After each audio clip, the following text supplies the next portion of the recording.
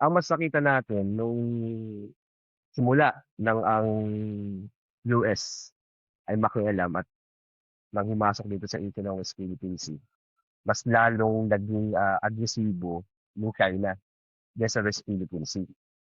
Kapansin-pansin bagamat mayroon ng mga dati pang mga kaganapan, panahon ni Duterte, mas lumala ang ngayon.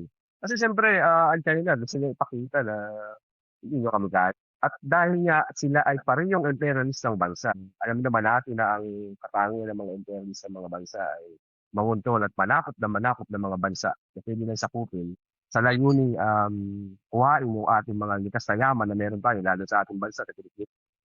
Nung ano ng Pilipinas, mineral, yamang, tayo ay arkipelago, agrikultura, sa yamang mineral sa atin langis, ginto, pilak, bauxite, uranium, nickel, carbon at kung ano-ano pa, 'no, na kayang patakbuhin talaga Raw yung materials. ekonomiya